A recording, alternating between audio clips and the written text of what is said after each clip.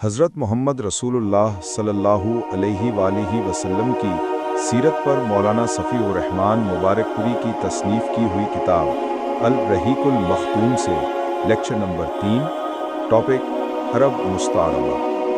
ان کے جد اعلیٰ سیدنا ابراہیم علیہ السلام اصلاً عراق کے ایک شہر ازر کے باشندے تھے۔ یہ شہر دریائے فرات کے مغربی ساحل پر کوفے کے قریب واقع تھا۔ اس کی کھدائی کے دوران جو کتبات برآمد ہوئے ہیں ان سے اس شہر کے متعلق بہت سی تفصیلات منظر عام پر آئی ہیں، اور حضرت ابراہیم علیہ السلام کے خاندان کی بعض تفصیلات اور باشندگان ملک کے دینی اور اجتماعی حالات سے بھی پردہ ہٹا ہے۔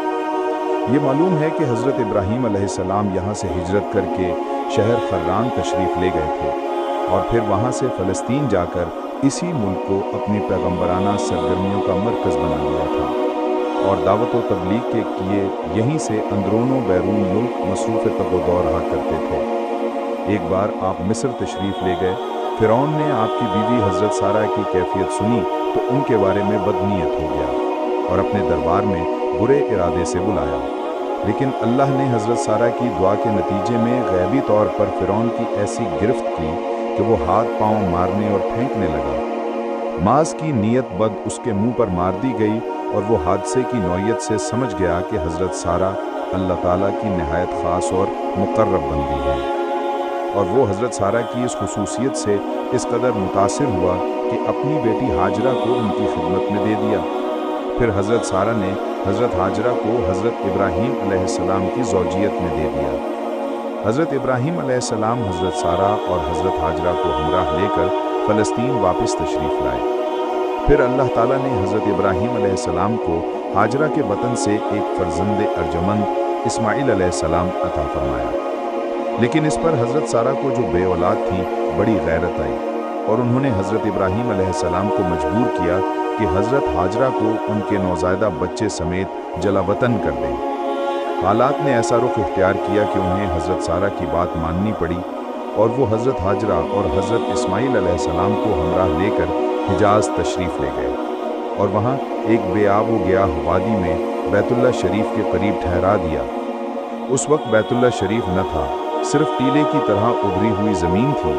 سیلاب آتا تھا تو دائیں بائیں سے قطر کر نکل جاتا تھا۔ وہیں مسجد حرام کے بالائی حصے میں زمزم کے پاس ایک بہت بڑا درخت تھا۔ آپ نے اسی درخت کے پاس حضرت ہاجرہ اور حضرت اسماعیل علیہ السلام کو چھوڑا تھا۔ اس وقت مکہ میں نہ پانی تھا نہ آدم و آدمزاد، اس لیے حضرت ابراہیم علیہ السلام نے ایک توشہ دان میں کھجور اور ایک مشکیزے میں پانی رکھ دیا۔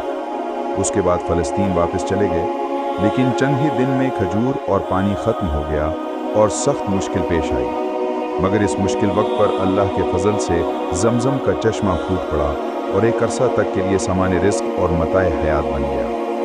کچھ عرصے بعد یمن سے ایک قبیلہ آیا جسے تاریخ میں جرہم ثانی کہا جاتا ہے۔ یہ قبیلہ اسماعیل علیہ السلام کی ماں سے اجازت لے کر مکہ میں ٹھہر گیا۔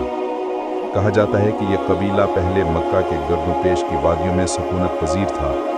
صحیح بخاری میں اتنی صراحت موجود ہے کہ رہائش کی غرض سے یہ لوگ مکہ میں حضرت اسماعیل علیہ السلام کی آمد کے بعد اور ان کے جوان ہونے سے پہلے وارد ہوئے تھے، لیکن اس وادی سے ان کا گزر اس سے پہلے بھی ہوا کرتا تھا۔ حضرت ابراہیم علیہ السلام اپنے متروکات کی نگہداشت کے لیے وقتاً فوقتاً مکہ تشریف لایا کرتے تھے، لیکن یہ معلوم نہ ہو سکا کہ اس طرح ان کی آمد کتنی بار ہوئی۔ البتہ تاریخی ماخذ میں 4 بار ان کی آمد کی تفصیل محفوظ ہے، جو یہ ہے: نمبر 1